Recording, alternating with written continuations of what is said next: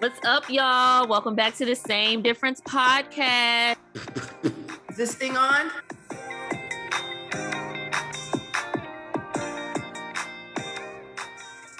Hello. Hi, friends. Hey girl, happy Monday. Happy Monday. How are you? I'm doing very, very well. It's been a long 2 weeks of craziness. So right now we are in recharge, reset mode. So okay, what about you? I'm tired. That hour, child. I was trying to get that hour back in blood yesterday. I slept all afternoon. A girl with beats. Yeah. I could not believe how fast the day was moving yesterday, and I slept in. So I was all like, "Oh, I slept in until 9:40." It was probably in my mind it was 8:40. So not even really sleeping in, I guess. But yesterday was the first day that I didn't have to do anything, nowhere to go. I didn't have to get dressed for nothing. I just was able to stay at home and just be there, and it was so nice.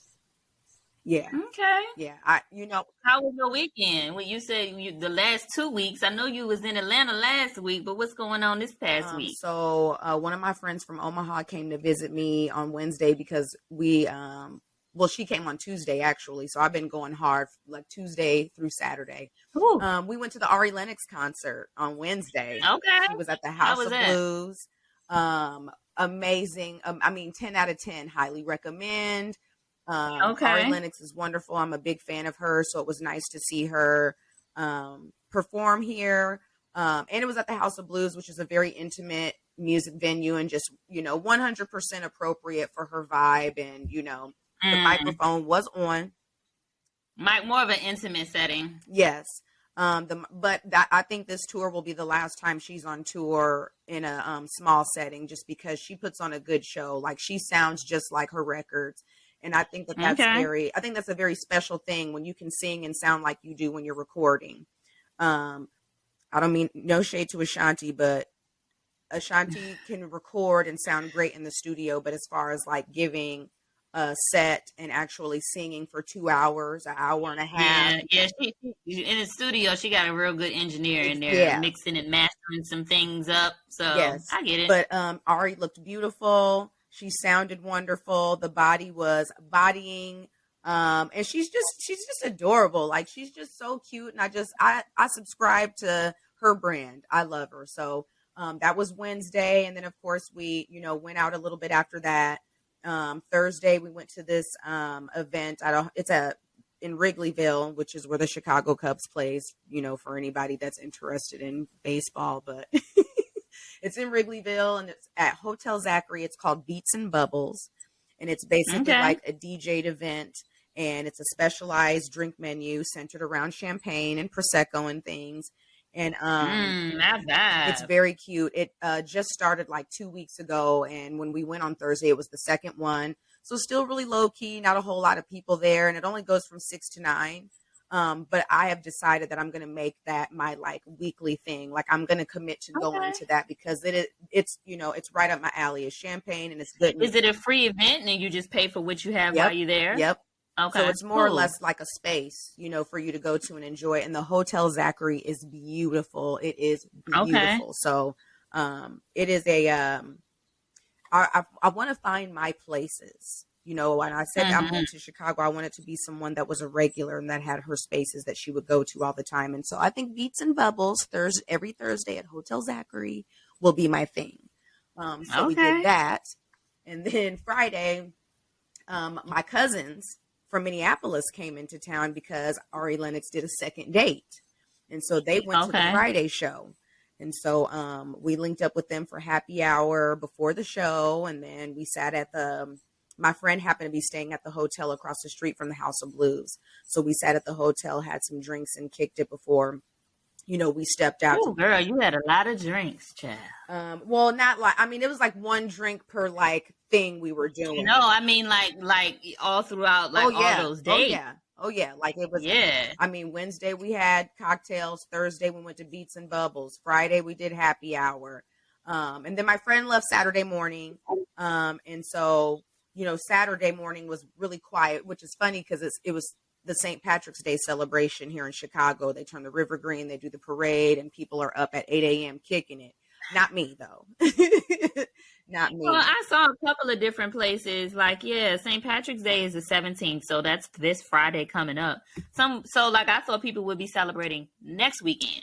Well, this weekend coming up. Nope. In Chicago, they historically do it the weekend before, which I think is bizarre. Okay. But okay, my guess, and this is literally a wild guess, is that people that like, you know, truly in 100% celebrate their Irish heritage are probably doing some things on actual St. Patrick's Day weekend. So, okay. But it's a big Chicago thing. It's usually the weekend before. And, yeah, it was a whole zoo. But I, you know, so the Saturday was quiet, and then we, bounced around town a little bit. I took my cousins on the subway so they could kind of, you know, see how I move around. And then we met up for dinner, had this wonderful dinner at this place called Tango Sir, you know, and then we got outside in the streets a little bit. We went to this cute little club where DJ Envy happened to be, you know, spinning. I didn't know that he. Yeah, I saw your story. I was like, wait, friend, I didn't even know I just know, you know, when you want to go to the club and, you know, see some things or be seen by some things, you know, I took my cousins where they needed to be, and he just happened to be doing like a guest, you know, a guest set or whatever. So that was actually, I was pleasantly surprised by that. I was so tired. Like I was this close to being like, guys, I'm just going to point you in a direction. Y'all have a good time, and I'm going to get with y'all when I go back to Minneapolis. But I rallied, I got it together, and, you know, I went out and made sure they had a good last night. So, you know, my voice is tired. Like I had a housewarming party that I had to swing by on Saturday. Like there was so much shit I had to like fit together. I had like a real schedule. It was insane. I had a real schedule. Okay. I was talking to people at the housewarming party, and my voice was cracking. I sound like a fucking teenage boy because, you know, I just been going and going. But when I say that for the rest of March, I'm not doing shit. I'm not doing shit. Like the first 2 weeks of March, Wednesday through Sunday, Tuesday through Sunday, back to back, I don't have it in me anymore. I don't. Because 36. You're 36. Okay, if you follow me on Instagram, my personal Instagram page, you will see I posted what my body was telling me, and it was, you are 36. Sit your ass down. Pascha was out there doing the thing. And we are done with those things. We are done with those things. Okay. I will make some moves in April when I go home to Omaha, but we are sitting down for now. Okay. I will be at Beats and Bubbles, though. Well, make sure you keep that in your pocket for when I come to Chicago. Yes, ma'am. So make sure you come on a Thursday. The Prosecco is just that's me all day. Speaking of doing the thing. Angela Bassett. Our auntie. Did not do the thing. She did not get She the didn't thing. win the thing. She didn't win the thing. Okay, let me say this. As accomplished as Angela Bassett is, Angela Bassett should have already had an Oscar, to be honest. Do you believe that Angela Bassett should have gotten an Oscar for Wakanda, though? For Black Panther? That's my whole hang up with it. So I actually did not see Black Panther Wakanda. That's the second one, right? Yes, I've not. I didn't see it. So I can't say. Right. So I don't know what her performance was giving, and I'm not because I feel like we're gonna get chewed up because we didn't see it. But I'm not an action movie like Marvel, DC. Who gonna chew us up? People that this our podcast. you funny. You know, like why y'all ain't see Black Panther? You know how people can be. But anyway, I'm just not like into action movies or like DC Marvel comics or whatever. Like it's you know, that is not top of mind for me when I'm going to the movie. And that's the second part of it. We're talking about a Marvel movie, right, too. We're not talking about, you know, and drama, suspense, you know, action. Yeah. We're talking about like it's a Marvel movie. Like typically they don't. Do people win Oscars for Marvel movies? They're not in the Oscar conversation, and certainly not for performances. So this was already like a unique situation for her. And I wouldn't be surprised if members of the Academy were turning their nose up to the fact that it wasn't, a DC comic, Marvel comics, in that, franchise or whatever, in that universe. So that's one thing. The other part is, yes, Angela Bassett should have won by now. Usually the awards you win leading up to the Oscars are a very strong indicator that you are going to win the Oscar. And she won the Golden Globe and the SAG Award, if I'm correct. And so those usually are the strong indicator that you're going to take it all the way and win the Oscar. Wait a minute. So the Golden Globe and the SAG Award, was that for Black Panther or was that something else? Nope, okay. Nope. These are, she's getting all of these awards for her performance in Black Panther Wakanda. So, and then she got her Oscar nomination for it. So, I think, so I did see Everything Everywhere All at Once, which was like a huge winner at the Oscars yesterday. Oh, the one Jamie Lee Curtis won for? Yes. 3 out of the 4 big acting awards were awarded to people from that movie. So it was more or less the Oscars darling. I think people are upset that Jamie Lee Curtis won because she doesn't have a career as storied and illustrious as Angela Bassett. I mean, Jamie Lee Curtis is really widely known because of Halloween, right?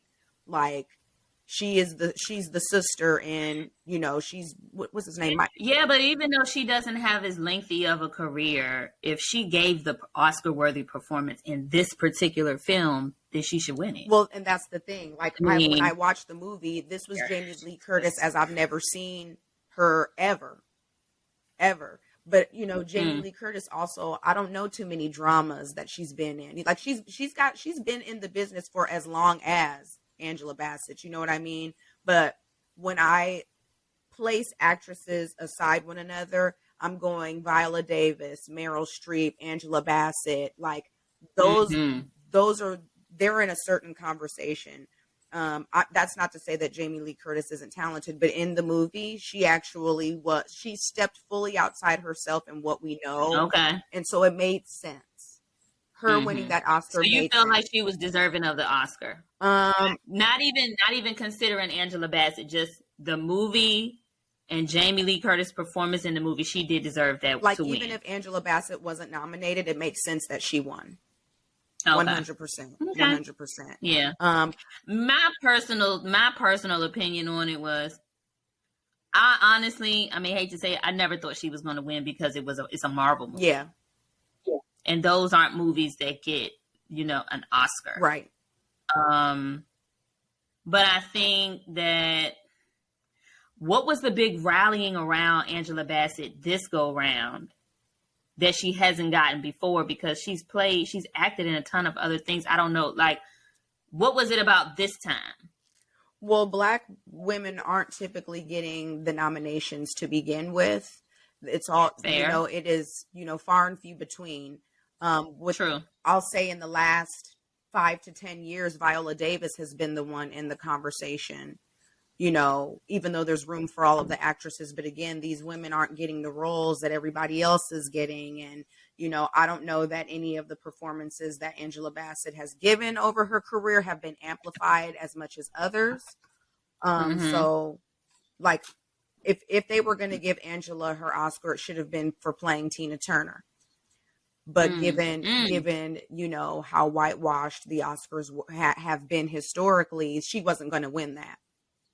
So, well, I think people are fed up with it. Yeah. It's like every time award season comes around, everybody gets their panties in a bunch. And I think Spike Lee and Denzel did what they were supposed to do. They was on the floor at the Lakers game. Fuck you niggas. Okay. They tired of people playing in their face. Right.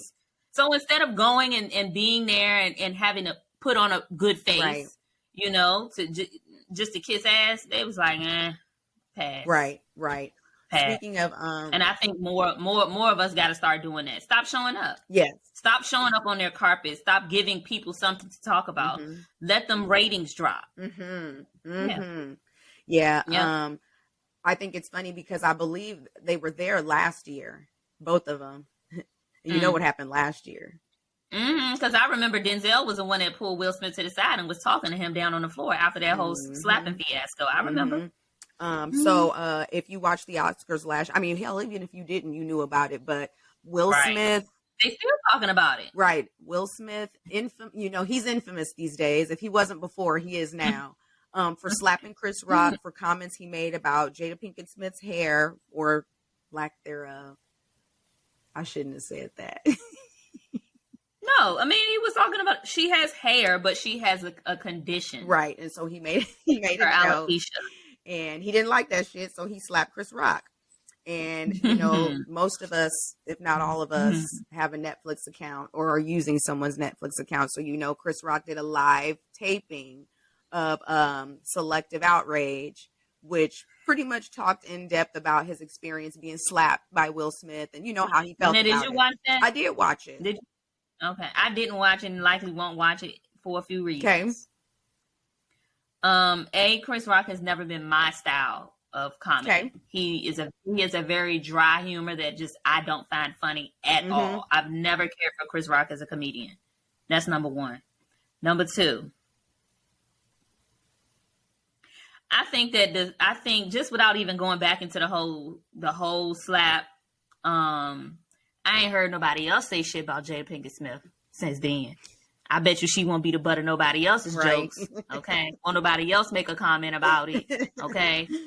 Will stepped, and that was just that. And number three, I just feel like Chris Rock is just riding the wave at this point. Like, it's been a year and you're still talking about this shit. If you really were so like traumatized and it was like you felt like it was a detrimental thing to your pride, why are you still talking about this shit? Let us forget and move on. You keep talking about it. Shut the fuck up. Well, I did not hear him. I feel like the special was more or less the first time he has said anything publicly that the press cares about. Because I ain't hear. I mean, I guess I don't care. I'm indifferent on Chris Rock. He's not like ooh, girl, you gonna see the new Chris Rock movie? I've never been like that girl. But I remember when his Bigger and Blacker special came out and how big of a deal that was, and how how many people actually tuned in. I know my mom and dad, they tuned in, so I watched it. So it's not like I'm a fan, but I don't necessarily miss anything that he does. If you are into comedy, then you probably have Chris Rock at a ranking in your top however many comedians. He's just someone that's in the conversation by design. But I watched it and I didn't. Well, okay. So since you're talking about rankings, if you had to give your top five, I don't care about comedians enough like that. There are people who do though, but I don't have no rank. I mean, but even if you don't care, I mean, we could talk about just, Bernie Mac, Eddie Murphy, or even if we didn't talk about, just say living. He just don't do it for me though. No, there's just many more other comedians whose like story I care about that I'm just interested. Like okay. he's just not one of those comedians that's just top of mind for me. It's Chris Rock. It's Poopy. From New Jack City. It's not he. Right. He's not a comedian. To me, he's an actor, but he got his start in comedy. Whatever. Like I don't. Those are not the people, the celebrities I pay attention to. I like the actresses. I like the actors. Okay. I'm not really focused on comedians necessarily unless they make the switch to acting, like a Lil Howery or somebody, whose career has actually. Okay, well, do you like Dave Chappelle? I like Dave Chappelle. I do too. I like Dave Chappelle. He's funny as hell. It's his delivery. I know he says stuff that's a bit controversial and people don't always like it, but I like his specials. I like his specials. So yeah. So when I say I don't really get dialed in, I feel like Chris Rock hasn't done comedy like Dave Chappelle's been doing comedy. So, Dave Chappelle took a hiatus for a while and then he came back and now what he's doing is all of these specials and these one night onlys, these pop-up surprise performances. I don't really know what Chris Rock's been doing aside from hosting. Besides talking about the same thing for the last year. Aside from hosting, getting the shit slapped out of him and doing this live networks taping. I mean, the thing is Netflix giving him however much money they did to do a live special. Cause I don't even think Netflix has ever done anything live. It just kind of, it's Chris Rock, whether you like him or not, it's Chris Rock and Netflix was going to give him that money because it's Chris Rock. I watched the special. I laughed a couple times. I feel like it wasn't a special. It was more of a commentary. Hmm. So he was more or less just kind of talking about his experience. And I don't know that there were many jokes, and the jokes that he did have didn't land, I don't think. I don't know. Was that the only thing he talked about, or Yeah. did he talk Yep. about? And he Okay, called Will wow. Smith a bitch like 17 times. I mean, I mean, just if you want something on in the background, turn it on. Hmm. But it wasn't like I wasn't crying laughing. You Okay. know, like when I watched Okay. Cat Williams specials, when you cry and laugh, like I didn't have that experience. So, you Hmm. know, he part of his commentary, if you will, was that he didn't really feel like he didn't like that happened in front of white people. That was more or less like I didn't like buck back or hit him back because I wasn't trying to fight in front of white people. You know, very much respectability politics, and you know, I don't buy that bullshit. I don't. I'm sorry that happened to you, but you shouldn't have been Yeah, talking shit. I just, In the words of Cat Williams, you I shouldn't don't. have been talking shit. Right, I don't buy that bullshit. I think you ran your mouth a little too much, and it's kind of like that meme. The more you fuck around, the more you find out. And he found out. Mm-hmm. I don't think it had anything to do with white people. I think you just were embarrassed as a man, as the host of the Yeah. show. I don't think it had nothing to do with them people, because to me, he's a shuck and jab type of person to me anyway. Just when Jada used to be on whatever late night show he had, and he would make comments about her participating in the Million Woman March and all of that, is like that shit that you talking about, like a black woman participating in a Million Woman March on Washington, D.C. Obviously, we know what Jada's showing up and marching for. It's us. Mm-hmm. So the fact that you mocked her about it, who were you mocking her for? White folks, right? Because you couldn't have been us. Couldn't have been black folks. I don't buy that bullshit. Right. Nah. Well, it won't get a watch from me, but yeah. Thank you for bringing it to our attention. Well, speaking of fucking around and finding out, I came across an article about this black family who had their home appraised. And at the initial appraisal, I think the number came out to $995,000 for the house. This family had worked very hard on the repairs and the upgrades. You know, there was a dedicated effort to increasing the property value and equity, and equity in their home before they put their house on the market. And so they were disappointed with the number. So they decided to more or less whitewash their home and, more or less get rid of any traces, get rid of pictures and artifacts and things that would show that a black family lives here. And they had a white friend pose as the homeowner. She then reaches out to an appraiser, and they come and take a look at the house, and they appraise it for a little over. Is this the same appraiser though? I do not believe it's the same appraiser. I think it's a different appraiser from the same company. Okay. I will have to read the article in detail, specifically about who looked at the homes. But the article I was reading about was more or less the lawsuit that was settled with the firm, because when that white woman had them come and look at her home, they appraised it for over $1.4 million.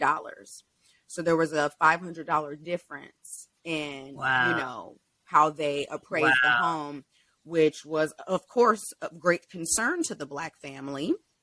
And so I wonder what even made them do that. They must have gotten the sense, like they must have already had a figure in their mind of what they were expecting the home to be able to be sold for or appraised for. And then when it came back low, they was probably like, it's because we black, ain't it?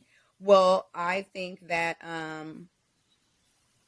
I don't know what brought them to, hey, we need to have this looked into again. But you should always get a second opinion. Yeah. It's also weird though that if they use the same appraisal company, even if they have reached out to somebody else, y'all didn't already have that address and information in y'all system to say, hey, we just appraised this house and this is what we appraised it for. Sorry, I was trying to, I wanted to make sure I had all my facts together, but no, just because I had read the article over the weekend and then I didn't go back to it. But obviously there was some discrimination that took place because they were able to prove it in court. And they settled for an undisclosed amount, and the owner, the partner that more or less owns the appraisal firm, she has to watch a Oh, She has to I watch saw that. the, what's it called? It comes on ABC. Basically, there was a special about redlining and how Black Mm-hmm. families were, discouraged from, buying in certain neighborhoods, or were redlined out of buying in certain neighborhoods. And so they have to watch that as part of the settlement. So Is this the whole staff or just the owner I think it's though? just the owner. It's one person in Okay. particular. Okay. Let's see. Paul Austin is his name. But yeah, I think what the problem was is that they worked really, really hard on just remodeling their home. Mm-hmm. Everybody does it. Everybody buys a house and flips it. Everyone. And they flip it for a good profit. Mm-hmm. Yeah, Black Hmm. couple settles lawsuit after white friend pretending to be owner got home appraised for more than $500,000. Yep. That's Yep. insane. And they did it 3 weeks later. Literally 3 weeks later. Mm. So it was in the same amount of time and everything. Well, kudos to them for even taking it to court and proving that point. Because y'all got to stop playing. Yep. We're not talking about $50,000 over $500,000 difference. Come on now, it ain't that much wiggle room in the world. So this is what they did to the home. They were preparing to refinance the property and upgraded and expanded the home by increasing its square footage and renovating an accessory dwelling unit. So they put a lot of money into this home. Increasing square footage means they literally Added onto added the onto house. the home. And Yeah. then there's an accessory dwelling unit. I'm going to assume it's a beach house or a carriage house, which is like a little house. Right. Or like a in-law suite Yes. or something in the back. Yes. Yeah. So then they had a feeling that their race and racial demographics of Marin City, where is this at? Marin City, California. They felt like they got a low estimate because of, the location and because they were Black. So they removed all evidence of racial identity, hired a different appraiser for a second opinion. For the new appraisal, the couple had a white friend pretend. They valued the house at $500,000 more than the first. But now we have to figure out who was this person? The second appraiser, you mean? Yeah. Well, you know what? It's so funny because I think not only like the disparity in the housing market in that regard also extends to when Black people try to get home loans. I don't know if you saw this. Do you remember the preacher that got robbed in the middle of his sermon? This was maybe like a year Is ago. it Bishop Lamar Whitehead or some shit like that? Yeah. I saw that he is now being investigated by the feds for falsifying documents that led to him getting a loan, super large loan. I don't know if it was like over $1 million or at least $1 million or something like that. But what's funny is that even though he had given them bank statements to prove that he had enough income to qualify to receive the loan, he didn't get it. But it wasn't because they thought the documents were false. So then my question is, if he produced documents showing that he had X amount of dollars, why did y'all deny him? I guess technically it could have been credit, but that was the first thing that popped in my mind. So somebody showed you that they had $1 million in the bank and they asked for, let's say, $350,000 for a loan and you didn't approve them? Right.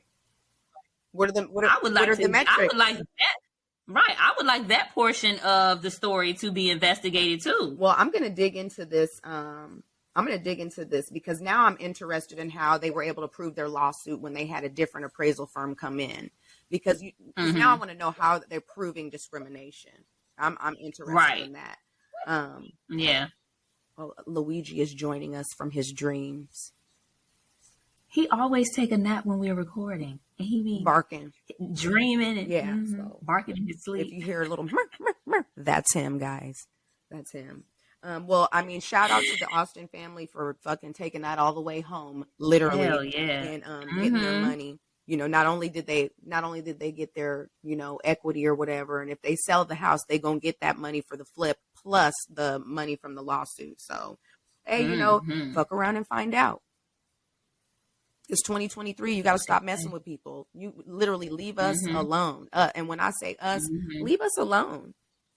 I want somebody to still do something about this this rent. The rent is driving me up a wall. Okay, well, because it is just absolutely asinine what we're paying for this. Like, you know, you talking about all these square footage these people added onto their house, and it's like, I don't even have that. And I'm paying way too fucking much. And this is not just me. This is like literally across the board, like across the country. Why are things going up so much, but then salaries aren't? That's what I want to know. And then people be like, oh, well, that's why you should buy a house. Well, everybody isn't able to buy a house. Like, let's say I can buy a house, but what about the people who aren't able to buy a house? Why should they be forced to pay this ridiculous amount of rent because they're not in a position to buy, whether it's job, credit, you know, whatever the case may be. It's just, and of course, the people who are going to suffer the most from it is Black people. Us. I am not buying a home because I'm not doing yard work and maintaining that shit. I feel like if I had a husband who likes hanging out in men business, I would pursue home ownership. But right now, the apartment lifestyle, the condo living, that is for me. I can call someone and say, "Can you fix this?" instead of trying to tinker with it. Now I got some tools. Now I got a toolbox, but I also have nails, and I'm not tinkering with that shit. So if I can just get maintenance, listen, I don't even have no nails right now, but I'm just not a certain shit. I'm paying for convenience. Manual labor. Okay? I don't think so. I don't even wash dishes. I'm sorry. The dishes will wait until it's time for them to go in. I'm not washing no dishes. That's just not the life that I'm supposed to live. It's not.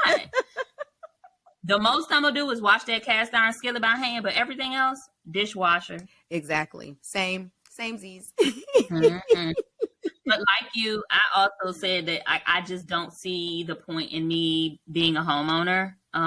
Apartment living works well for me right now. The only reason that I have started to consider maybe I need to get a townhouse is because of the amount that I'm paying in rent.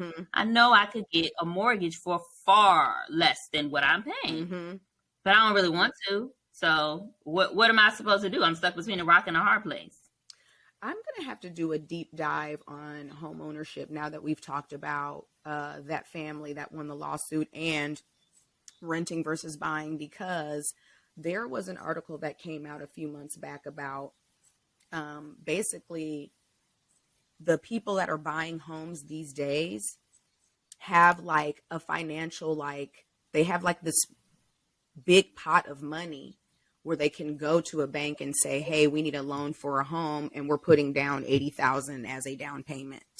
Like, so you're trying to figure out how they putting the 80 down? Well, what they're part of the article, I'm going to have to go back and look this up and actually really read it. But, you know, these are people that are getting like money from their parents. There's some generational wealth that's being passed down that are allowing these younger couples or couples in our age group, you know, to buy their home. And, you know, so they have a head start.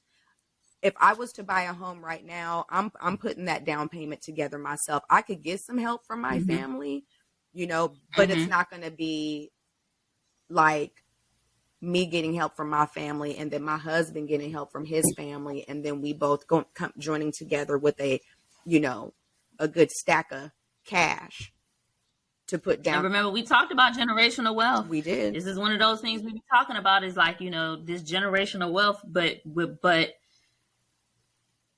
where is your generation? Your generation lays and lies all over the place. When as a man, you just spreading your seed all over the place with different women, or as a woman, you got all these different kids by these different men. There is never a good foundation. Yeah. These white folks that we talking about that have, or even not just them, but other ethnicities, Chinese, Indians, they have a family, like they do the thing where they buy one house.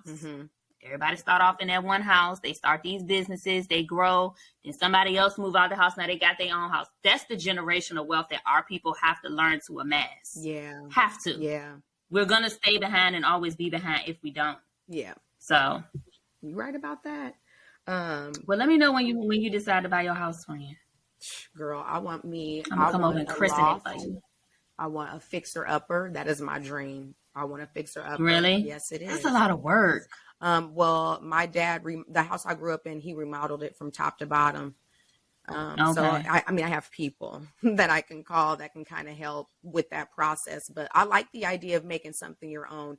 Now, because I'm a bit lazy, I would love a turnkey where I just move in. That's the life for me. And I can just maybe throw some paint on, throw some paint on the wall, call it a day. But also, I do like watching HGTV, and I have seen the process of like my dad ripped out our whole kitchen down to the studs and put that shit back together. And that's really fascinating. Okay. Even my bedroom, like new drywall, I had like a wallpapered ceiling, so it looked like I was in a museum. Painted my wall. That's so you.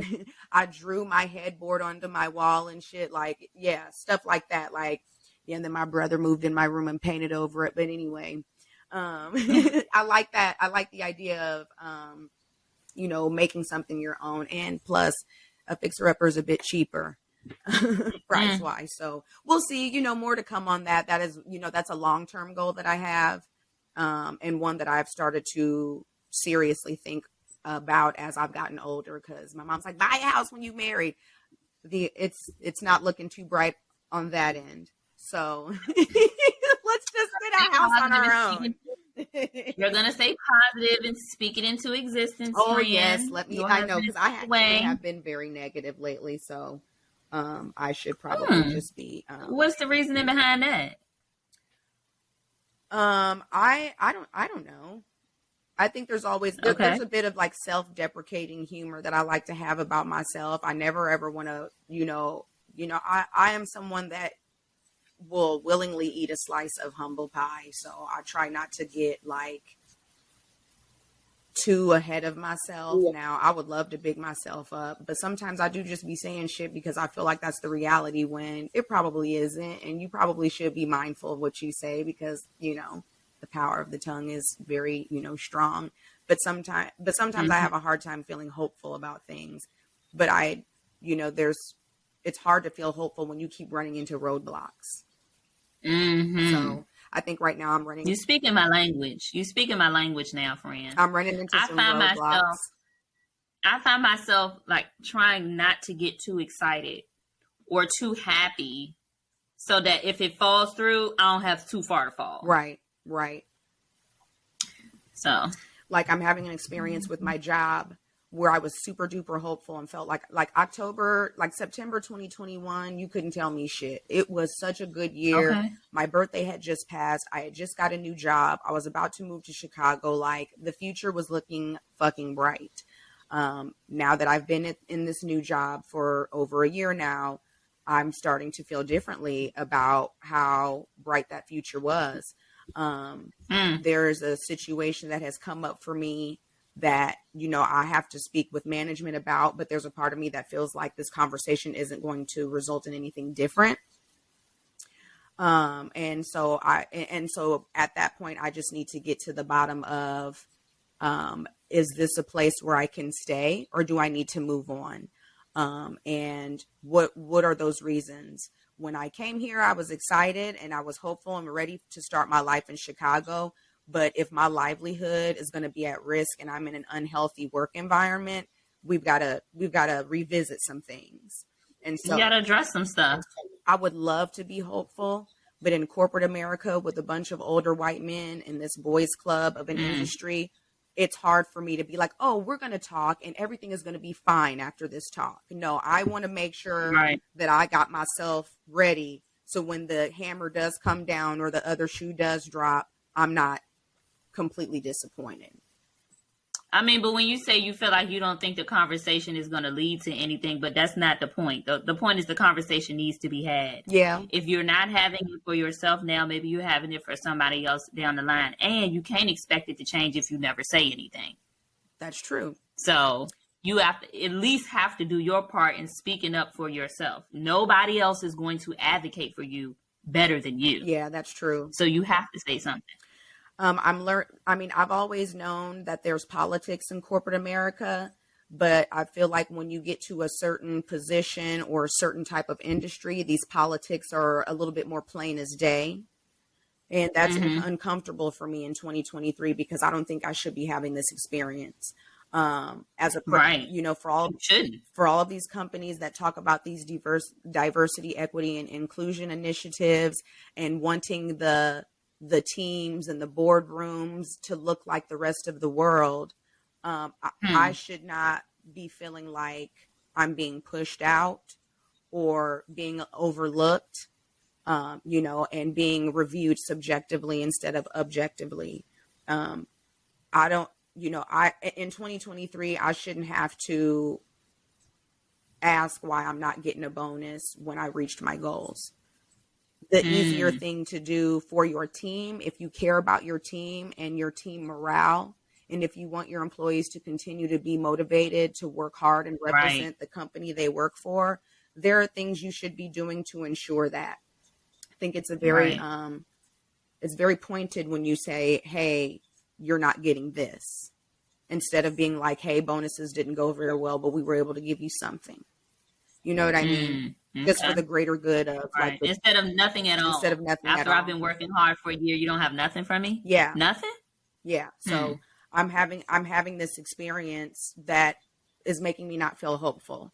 I am going to talk to upper management about this particular scenario, but I don't know that the conversation is going to result in, hey, we've taken a look at things. We understand the disconnect, and we're going to, you know, make sure that we can provide some clarity and give you a bonus. I don't know that that is going to happen. That would be the right thing to do. It would, but even if it doesn't happen, you won't know unless you say something. True that. You have to say something. True that. Yeah. And I've always been like, you know what? I had this situation where this was back in like 2018, 2019, where I was being treated unfairly. And basically, I talked about this so long ago on my social medias. But basically, the apartment that I had at the time, which I don't have anymore, was trying to put me out for no reason. Nobody could give me a reason. Rent was never late. No one ever complained about me, noise or anything. You know, I be in my house, I stay to myself. I don't bother nobody. But really what it was, the property manager had a personal issue with me because I held him accountable. I'm paying X amount of dollars. The rental contract doesn't just say, I'm going to pay you on time every month. It also says you are going to maintain this. You are going to, you know, make sure these amenities work 24/7. And so when they weren't, and I was bringing it to her attention, like, why isn't this done or fixed or working? When it came time for my lease to be renewed, I was given a letter that said my lease wasn't being renewed and I would need to be moving out and turning my keys in by XYZ day. And I was like, I'm not doing it. I'm not going nowhere. Prove to me or show me why you don't want to renew a lease for someone who pays you on time and isn't a nuisance. Yeah. You're not violating any terms of your lease. I can look up online and see where you take the same people or file on the same people every month for unpaid rent, and they still here. They still get renewed. So you're going to have to explain to me why you don't want to renew. Wow. Yeah. So I think they thought that it was just going to be one of those instances where, you know, I asked to speak to somebody in corporate, and whoever the person was in corporate called and told me the same bullshit ass answer. And I still said that's not good enough. You need to give me something legit. And if you aren't going to give it to me, let's see if maybe the state of Georgia can make you give it to me. Help us both understand. Because now what it looks like is discrimination. Yeah. So I hired an attorney. They did mediation with HUD, I think it is. Some type of housing, federal housing or state housing, or some intermediary got involved. And they ended up saying, okay, we're going to renew your lease. That's what I thought. That's exactly what I thought. For $0 a month. And not only did I do that for me, it would have been an inconvenience. It would have been real easy for me to just say, forget these people. I'm packing up my stuff and I'm moving. But why would I inconvenience myself in that way? Why would I do that? I wasn't going to do that. So now, not only am I not going to allow you to do that to me, y'all going to think twice about that the next time you try somebody that look like me. Yeah.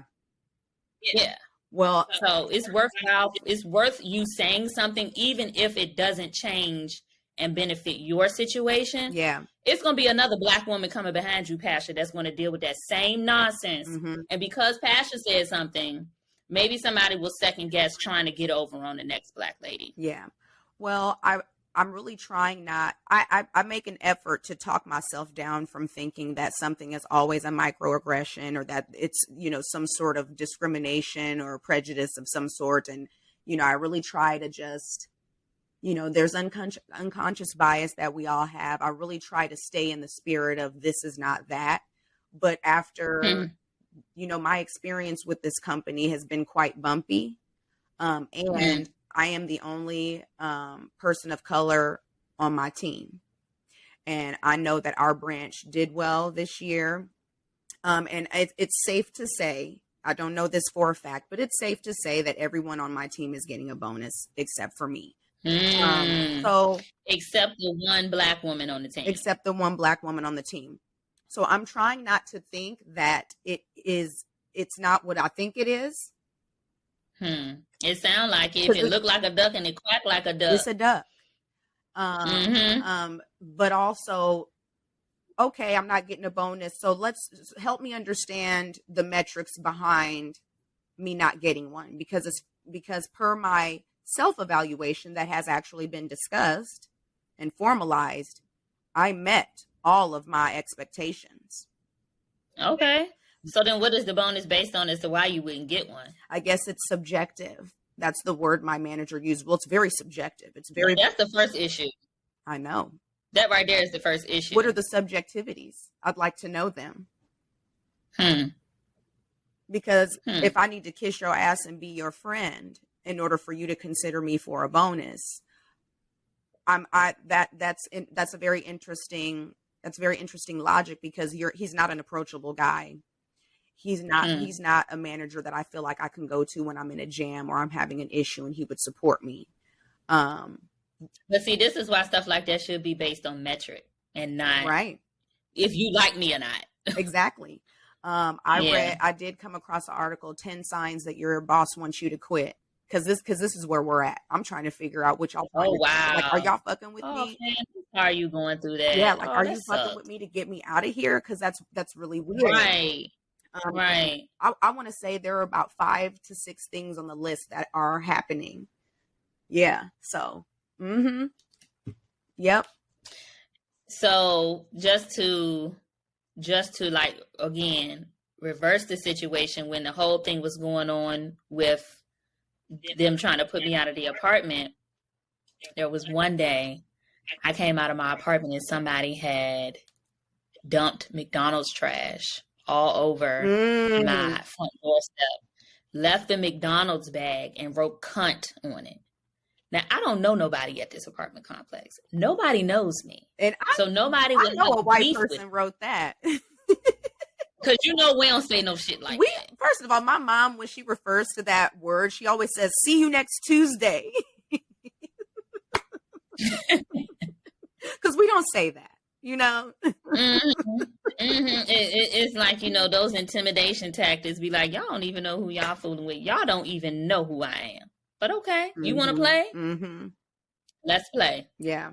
We going into triple overtime if we got to. Because I don't fold for shit like that. Yeah. It actually like just ignites something in my spirit. And now what I'm finna do is prove you wrong. And prove them wrong I did. So I hope that works out for you, friend. And that you can get some peace of mind. Because it's got to be very unnerving and unsettling to have to, like, this is your job. This is what you do. This is like a focal point of your life. And to be dealing with some nonsense. Yeah. It doesn't make it a pleasant situation to be. No. And the sad thing is I like what I do. I like my job and I like the people on my team, with the exception of my manager. There's one lady that I work with who can have the tendency to get a little, her tone can come across not the best via email, but so can mine. And so as a result of some emails back and forth that we've had to have, we have an understanding. So ain't gonna be no emails coming across like you telling me what to do.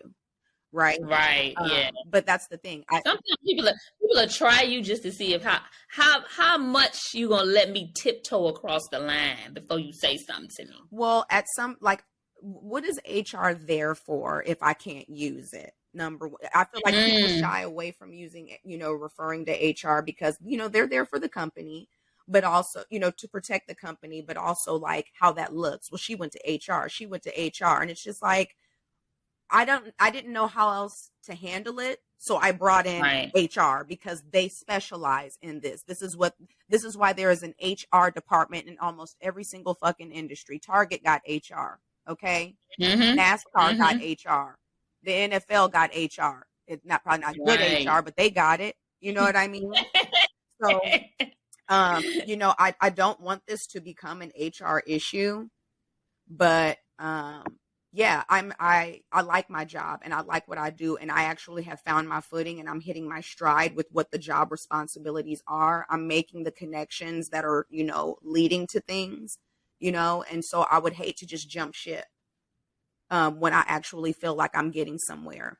If you don't like me and if this is the manager and subordinate mismatch, then it is what it is. Leave me the fuck alone and just let me do my best. If I have a goal and I don't reach it and you say you don't want to give me a bonus, fine, I didn't reach the goal. That makes sense. But if I reached all my goals and, feedback from the people that we work with is, positive because they like working with me, that is actually what needs to be considered. Right. If you cannot answer me with metrics, then let's get some in place so that we don't have this issue moving forward because it's bullshit. Most managers don't fight for their team. I want everyone on my team to get something. That man was delighted because that's a reflection of the manager. Then he was delighted to tell me that I was getting zero. Your bonus, you're going to get a 4% increase, which is X amount of dollars, and then bonus is zero. And he kept telling me 4% increase on my salary, like I should have been happy to have that. Oh, you think this black girl you don't think a black person doesn't deserve to make this salary? That is what I'm getting from. That's the energy I'm getting from you. That you're making enough. You should be happy. It's never going to be enough. At the end of it all, when I've had 20 years in the industry, guess how much money I would like to be making? A smooth $275K. That's where I want to be. That's where my mind is at. Okay, that's the kind of money I want to make. Put it into existence, friend. Keep speaking it, because that was another thing I was getting ready to say. Is what? Sometimes we go through things and it just be like, why is this happening to me? Why is it happening why am I to having me, though? to deal with it? Why am I being treated unfairly? I'm doing my part, but what? Sometimes it just be a setup for a come up. So you speak that 275 into existence and watch how God moves. Yeah. Amen. Yeah. Amen. I needed that. Hallelujah. Because I'm actually real bothered about it. I'm super bothered. Yeah. So moving right along, because I don't want to talk about that stupid shit. Let me tell you something I'm bothered about. Fuck them. Period.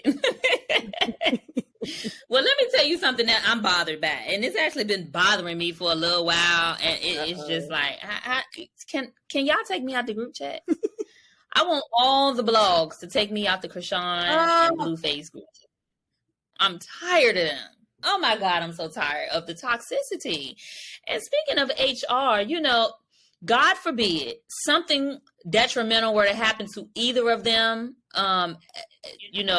because of either of them. I just feel like this Zeus network, I feel like if somebody was smart, they actually got a good lawsuit on their hand, because y'all are really like antagonizing this situation and like promoting like this physical abuse and this verbal and emotional abuse. Like I feel triggered, not triggered. I feel, because I hate that word, but I feel, I don't know. I just feel affected having to see them going through all of this stuff that they keep going through. And then everybody is posting about it 24/7.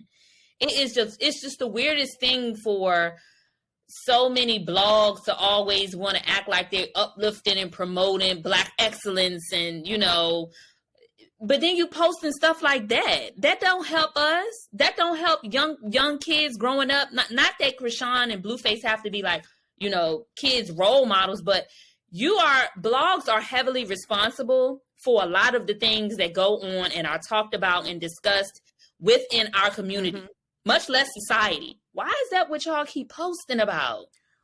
What is a Chrisean? What you mean? Like what? Who? What is a Chrisean? What is a Blueface? Because I thought a Blueface Well, was some money. I think that's why he calls himself. I think that's like his stage name, Blue. I think it's blue. It's 2 words, Blueface something. But that was why he named himself that, because he getting money. Is he okay? Okay. All right. Well, that's clever. I'm Blueface because I'm getting money. Okay. I mean, I can see that. Who now? What does he do? He had a song. What was that popular song he had? I can't even remember it. I mean, it's like the drama overshadows his music. I don't even know. Both of them were supposed to be trying to do music or something, and I don't know where that's at. All I know is they be on Zeus fighting all the time, and then that spirals and snowballs into they're fighting in real life, and now the blogs are posting it from their story and their Twitter, and it's like, oh my God, take me out the group chat. How do I block y'all? I don't.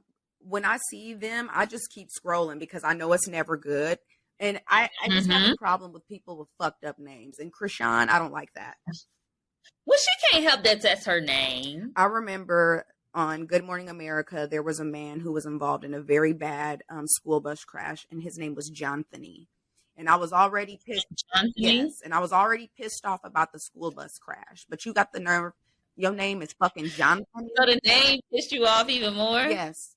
You look a motherfucking named Jonthony. What is that? And that's why I want to know, what is a Chrisean? Her daddy probably named Sean. Her mom probably named Crystal. Chrisean. I'm pretty sure of it. But yeah, I don't know what they have going on. I don't think there's anything cute about it. We know that there was a kerfuffle with Chris Brown and you know some comments that Blueface made about, you know. And he better stop playing with my cousin. Don't do that. Y'all know how I feel. I'm going to say it once and I ain't going to say it again. I just, at 36 years old, there's just some stuff I'm not consuming. Me either. I don't even watch reality I love the TV. Shade Room, okay? Because of the black, you know, our culture is layered, you know. And that's it's like, okay, well, just unfollow the blogs. But I kind of like to dive into what's going on. Right. You know, I just understand, like, it's like that everybody's competing with each other for who can get the most views, likes, shares, saves. And so it's like, what can I post that's the most toxic? Chrisean and Blueface, they hit the mark every time. So let's just keep posting them. I'm curious. And now it's like now there's supposedly she's pregnant, and like I said, just perpetuating that culture of toxicity, toxic masculinity, you know, alcoholism, drug use. It's just like family drama. Like there's been stuff going on with her daddy and him and like right. It's like everything our people are trying to move away from, y'all keep placing back in front of our faces. Like this, he tweeted this and he said, she pregnant, missing a tooth with 7 tattoos, finna make a fool of herself with the next nigga, and I'm not pregnant at all, finna live my life perfectly fine with the next bitch who gonna take me even more serious. Now it's really tragic for real. The truth hurts. And then nigga don't care about how no booth bitch feel. Laugh my ass off. Take that. Like, I don't know. And so no, thank you. Let me tell you another somebody who, well, this not their fault. Kudos to this young lady if she's doing as she says she is and seems like she is for leaving this nigga in the dust. Is India. India leaving Durk alone. First of all, I would like to read his message to her. From now, no, you don't, because we can't understand it, and that's exactly what I'm about to say. Ladies, do not mess with a man who can't formulate a sentence. If he don't know where periods, commas, and question marks go, leave him alone, okay? Because that man had a 4-paragraph run-on sentence, and none of it made sense. Like, you want to be a damn hellion when you with the girl, then she break up with you and you welcome to death row. No, we're not doing that. 2023, we doing healthy relationships, and that's it. That's all. From Lil Durk, let me just look crazy, because GM, y'all, hearts, she not dumb or just taught her money on her own. Even after I went broke, she helped me.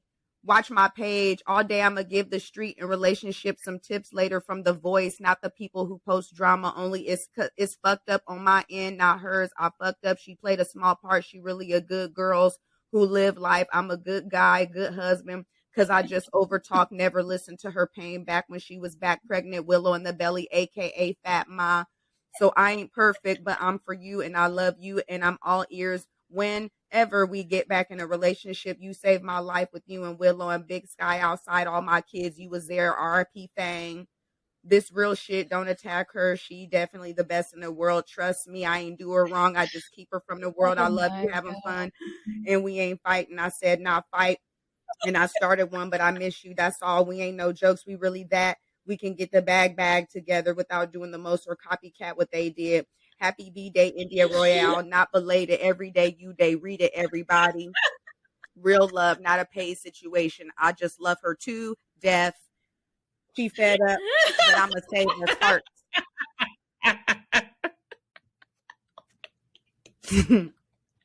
It was when you took a deep breath for me and kept going. Wait a minute. It was a run-on sentence. It was 4 What paragraphs. the fuck are you saying? It was a run-on. Huh? You know, if I was her, if he had sent a text like that to me, because if he putting it on the ground, everybody knows I'm with the dummy.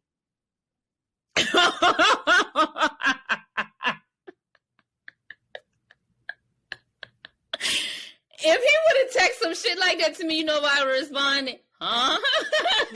I would have copied the text and added the punctuation.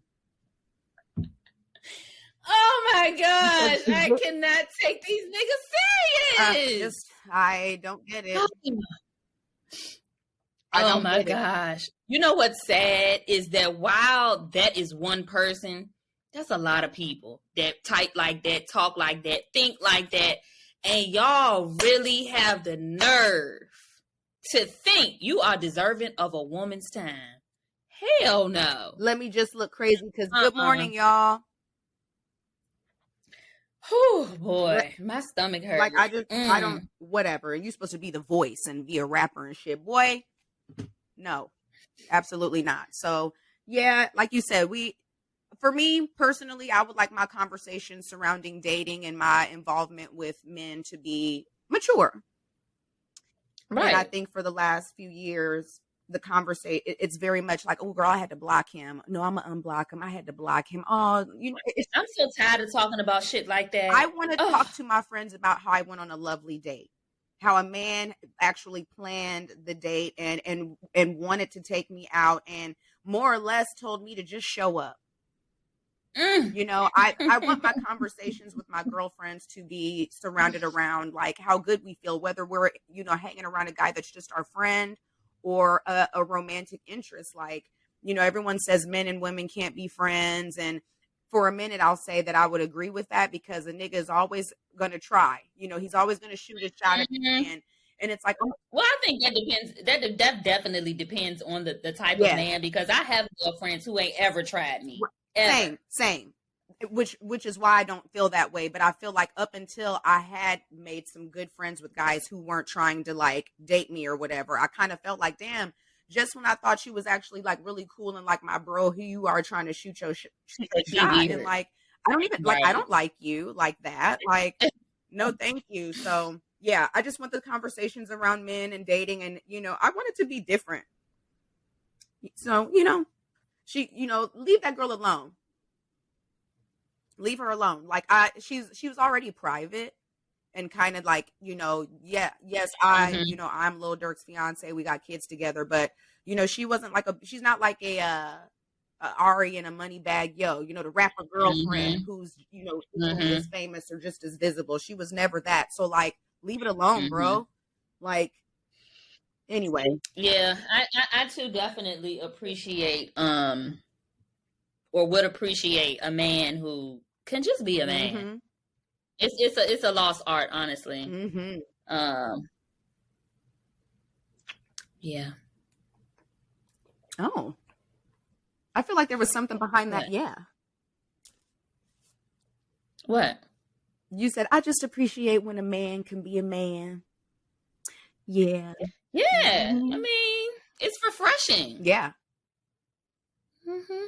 So, you're so funny, friend. So because we kind of do a run of show, and we've talked about Chrisean and Blueface. And and so now we want to talk about like positive dating situations.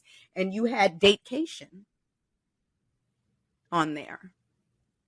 Can you tell us what a Date-cation is? A Date-cation is like a vacation or a staycation, but on a date. Did that make sense? I mean, a date. I mean, that's weird. I'm getting a little flustered. Oh Lord. Okay, a Date-cation where you're kind of like on vacation, but it's a date. Right. A date on a vacation, but not a full vacation. Not a vacation. Maybe like a day date. There you go. Okay. Okay.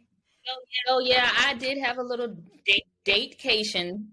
Is that what we said? Yeah, Date-cation. This past weekend.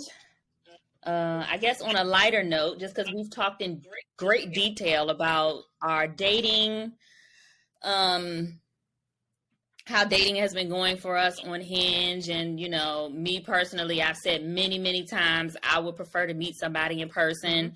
Just the whole dating app thing is just not for me. But I was trying to give it a try just so I could put myself out there, because how else am I going to meet somebody? Spider-Man is not climbing any walls on this particular building. And yeah, I met somebody in person, and, we had 2 dates and it was great. So, yeah. Was one of those dates like a cation or something? It was. That was what I did this past weekend. Okay. I went out of town and just kind of hung out, and I had a great time. It was a great date. I feel like some of the things that I've talked about as far as like expectation, I don't know if I would say that I spoke it into existence, but I definitely feel like some of the things that I like a man to do, or I like a man to be, kind of presented itself in this person. It was very refreshing. I don't like giving too much away. Like this is kind of new for me. And I kind of like it, and I don't really want to put it out there too much. I want to kind of protect it and see what it's going to be and where it's going to go. But the bar is definitely in heaven. It's not in hell, because that's where the bar is very high. And to have a bar that's high and have somebody over exceed it is just a great thing. A real breath of fresh air. A very I love new life. This. All right. Well, I'm looking forward to hearing more. However, this isn't news to close friends. Close friends got the tea as the Date-cation was going on. So I see the DMs. Thank y'all. Yeah, it's going. So we'll see how it progresses. I guess probably like the nitty gritty of it is going to be on Close Friends. I'll hop on there at some point this week and answer any questions that were in the DM. Keep it cute. Keep it the fuck cute, because y'all know I don't play. But I'll answer what I can. What else can I say about it that I don't mind saying on the podcast? Even though I'll give like more in-depth detail, I will just say, maybe talk about your thoughts around a Date-cation and like what that entails, and maybe some of the anxieties that can come with that. Just because a Date-cation is not just, hey, I'm coming to pick you up, let's go here. Oh no, you can, if you need to like break off and run home if you need to, you can. Date-cations are different. What were your thoughts when it was presented to you? I was scared as hell. Okay. Because I'm like, wait, what?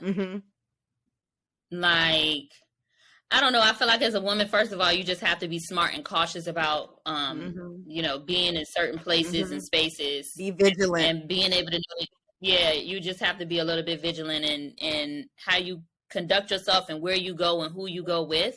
And so I think initially that was the nervousness that I have, like, oh, no, about that. And then also I have not that I didn't know it before, but I think it's bringing things back to the surface that I am very cautious of my heart, because I just feel like personally, I don't have another heartbreak or emotional, undoing left in me. I'm tired. Honestly, I really am. I think that because I'm dating intentionally, some of the things that I want and see for myself in the future, I don't have a lot of time to play. Yeah. And I'm not saying get on bended knee and propose to me tomorrow, but I'm not trying to do this dating intentionally thing forever. Right. I intend for it to go somewhere, Yeah. meaning marriage, and let's move on. Take me out the game, coach. Yeah. Like, take me out the dating scene because I don't want to be here. It's ghetto and I don't like piss in the dating pool. Like, yeah, absolutely, 100%. Like, no thanks. So yeah, I'm just, that's probably a bit of the cautiousness that I have about talking about it, is because the more I talk about it, I know me, the more excited I'm going to get. And I don't want to set myself up so high and get let down. So I'm excited that you took a leap of faith and went. It was a leap. And I feel like when we started this podcast, like, I don't want to say you sounded like you sounded over it. You sounded like you were over it. Oh, very much so. Because like our inaugural episode was back in June, and that was like right towards the end of me like talking to somebody who I had been talking to for 10 months, which I'm not doing that shit again either. And that's what I mean about dating intentionally. Like, for me to be talking to somebody for 10 months and we still aren't in a relationship, it was never going to go anywhere. Yeah. You know, at 3 months in, I feel like you should kind of know what you want to do. And at 6 months, you got to make a decision. I gotta go. Yeah, I gotta go. It's time for me to bounce. So yeah. Well, I feel like your whole outlook has done a bit of a 180, because people always say 360, which means you end up right where you started. And so it's really nice to hear this, you know, especially from someone who I feel is so beautiful and wonderful and would make a great wife and mom. So for sure. Like, so I'm looking forward to this as it unfolds. I think, you know, the way you're handling it is wonderful. And you share what you want and don't share what you don't want. Before we started recording, I was talking about boundaries and how I feel like I'm setting firm boundaries and it's rubbing people the wrong way and shit. Keep those boundaries. Keep those boundaries in place. I think you're gonna be fine. I'm trying to think of like certain things. I know there's certain things, like as things were happening on this Date-cation, since that's what we were calling it now. As things were, that's a cute caption. And I got a cute video of me I can post that says Date-cation. But anyway, as things were unfolding, I was kind of thinking in my mind, did that really happen? Because I've said that before. Or is this really how this is going? Because this is what I said I wanted. You know, it just was kind of like, okay, God, is this you? Yep. I love when I have those moments like, damn, you was listening to me for real? I gotta be careful what I say next time. No, that's beautiful. And being specific, because when I be asking God for stuff, like particularly like I always do end of the year goals and like what I want to work on or what I want what I expect God to show up and move on my behalf about, and I be real specific. And so because I was so specific, if I started to see little things, I'm like, wait a daggone minute now. I'm seeing things. Yeah. For example, I'll give you one or two examples and then we got to move on because it's making me not her getting flustered, not the butterflies, got them butterflies going. And it's also crazy because I feel like if you listen to the podcast, you kind of like get a gist of my personality and how I am. I can be very rough around the edges. Sometimes I can be very just set in my way, but it was nice to be in a space and feel comfortable enough and safe enough to like let all of that shit go. Like let my guard down and just exist and be. But like I've said specifically, like when it comes to somebody asking me on a date, like don't ask me to come to your house. Right. Don't ask me to go smoke hookah. Like you haven't even like properly taken me out on a date or tried to court me. That's a big deal for me. Part of like, again, this is why what is presented in front of you and what you see is so important, because I saw great examples of that. Yeah. I saw great examples of that. Like the epitome of a man to me has always been my granddaddy, my mom's dad.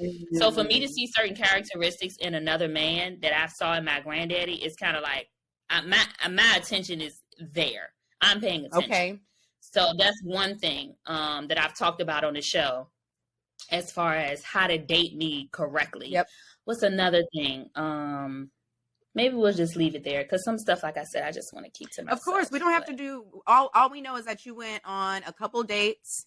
And you know, the person that has taken you out on these dates sounds like an answered prayer right now, but you're just taking it easy and taking it one day at a time. And that's that. And I think that is a great way to approach this and not give too much. Yeah. So I would like to ask a question. This isn't on our run of show, and we actually we would get ready to wrap up. And I'm in such a happy phase right now. Like, I just came from this Date-cation. I'm still kind of in a blissful state of mind about it. And I'm just trying to figure out now, we had mentioned this before, but this week I'm going to be very intentional about it because a girl is sick and I'm getting tired. Uh-oh. What happened? The text now numbers hitting me up from text now. Right now? Right now. Just got a message. How do I stop this? Because see, the joy that I can be, I know how to stop it. You ain't gonna like it, and it ain't gonna be nice. It's not gonna be cute. But I don't even want to be her no more. I don't even want to allow you to make me be her anymore. But how do I put an end to this? Because this right here got to stop. Maybe you cannot keep reaching out to somebody who has said to leave them alone. I don't like you. I'm not interested in you. I don't want to know about you anymore. You have been forgotten and you keep popping back up. Are you giving, like, there are two things you can do. You can respond and you can be real dry and give the customer service like, hey, I'm no longer interested. Please stop texting me. If you've already said that and it's not going anywhere, I would just delete the thread. I would just delete the thread and just. There is no thread, Pascha. Every time they text me from a text number, I block it and then they just create a new one and hit me again. I mean. Unless you want to listeners, can y'all help a girl out? Can y'all help a girl out? Slide when you listen to this, slide in the comments or send me a DM and give me some advice on how to best maneuver. And don't anybody slide in my messages and say change your number, because I absolutely am not inconveniencing myself for a nigga that just don't get it. Not doing it. Ain't gonna happen. I've had the same number since I was 16 years old, and it's not gonna change. If I say don't call me, don't call me. Right. I mean, short of calling the authorities and getting them involved, you just gonna have or maybe just leave them unanswered. Don't even respond. Don't just. I let don't him come in. He'll get the hint. He'll get the hint. Pascha, it's been a few months now, and they're not getting the hint. It would be a non-issue. I don't care what the fuck comes across my phone. Like, how lame of a nigga you gotta be to keep on hitting somebody up. Anyway, we are going to make a U. We're gonna discuss this afterwards, friend, because this really we're gonna take a U-turn from this back to the positivity surrounding this Date-cation, and just how you plan to move forward with the right person and not the wrong nigga that's doing the text now. So, I actually don't. I did want to say, if you guys watch us on YouTube, you know that during Black History Month, I wore a piece of Beyonce merch every Monday because she made Black History. So I thought I would carry on that t-shirt tradition, and it's Women's History Month. I didn't touch on it last week. Okay, come on, friend. I like this. I don't remember. Oh yeah, I wore a t-shirt and it had Janis Joplin on it. She's a singer from, back in the 60s and 70s, white woman with a super duper powerful voice. I had her shirt on. I didn't really say much about it, but today I wanted to make sure I mentioned that I'm wearing a t-shirt with none other than Aretha Franklin. All right, Queen of Soul. All right, the first Riri. Okay. So I decided. So this month I'm going to be wearing t-shirts, that are, that have women on it. Okay. I like that. Carrying the music thing, right now because I've got Aretha Franklin, but I'm not sure. I think next week I got some ideas of what I'm going to wear next week, but I'm going to make some t-shirts kind of center around different things. And I was like, I'm noticing a theme. So yeah, big Riri today, y'all. Go play a song. Run some streams. Just because you mentioned her, did you see her dress? Did you see her gown? Rihanna's dress. Yes. Yeah. She Love. does pregnancy so well. Like Mhm. I love it. I love the gown. She was wearing a Laya too. So I'm like, she's very much a billionaire. I loved her performance outfit. I thought it was so cute. And I liked her post look in the mint green with the belly out and the little fur stole. She looked great. I mean, that's my bitch. new Riri, okay? I love her.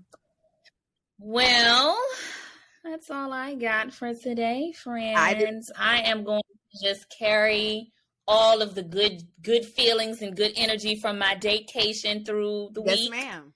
Anytime somebody gets on my nerves or these niggas won't leave me alone, I'm just going to remember that I had a great time this weekend with a man. Exactly. A man's man. Like I said, that I wanted to be around me is a man's man. Somebody who know how to conduct themselves and know how to treat a lady. So. And clear the bench. Get them niggas out of there. It's over with.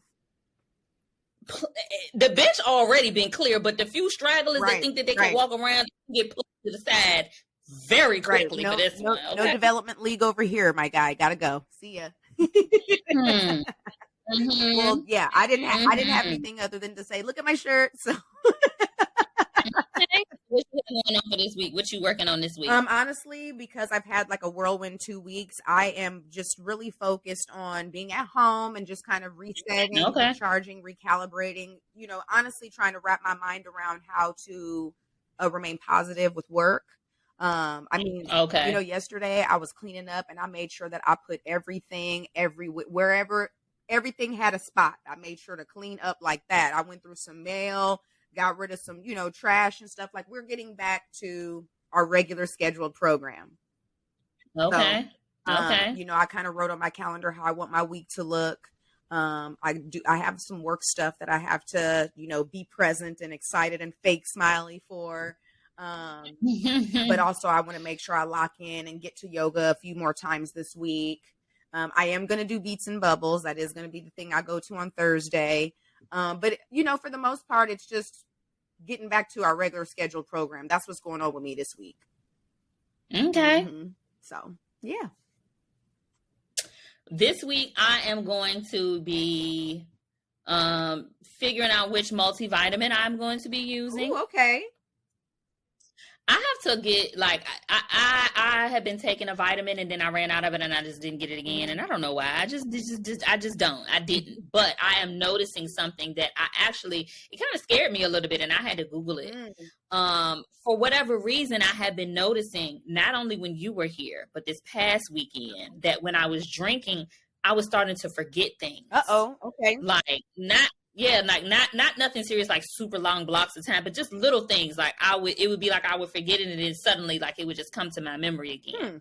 I do not eat a lot of meat, and I remember when I had a physical and I had gotten some blood work done, and my blood work was basically saying that I had some vitamin deficiencies because I don't eat a lot of meat, particularly red meat. So, we've been trying to keep our figure down and, I got to my weight goal and all of that good stuff. And I think because I'm trying to stay there, I'm very particular about, I ain't doing no overeating. Right.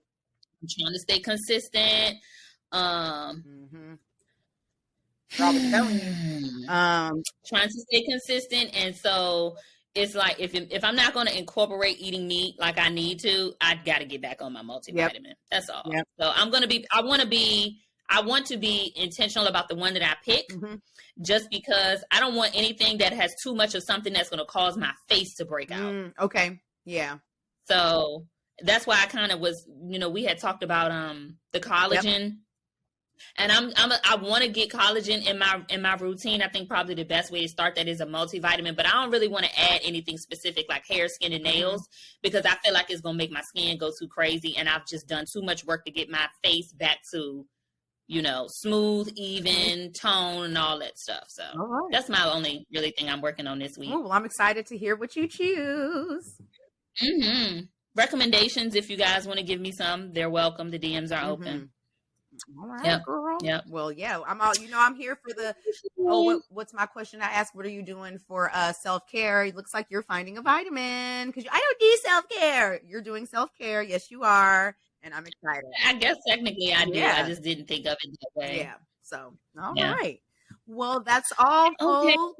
then. Yeah. Have a Thanks for tuning in for another week with your two favorite homegirls. If you guys want to be added to close friends and get the nitty gritty and the tea, you can follow us on Instagram, subscribe to our YouTube channel, and follow us on TikTok. Send us a screenshot to the DM, and boom, just like that, you could have been seeing some of the happenings this weekend. Okay, you could have been a little girl in her bathing suit. You know, it was really nice because the weather wasn't the best in Atlanta, but then I got to go somewhere that the weather was super nice. I was in the pool, in the water. It was hot, laid out by the pool, drinking drinks. It was a vibe. I love it. So. I've shared my feelings. Yeah. Well, alrighty, Joy. Until next week, okay, darling. friends. See you guys next week. Bye.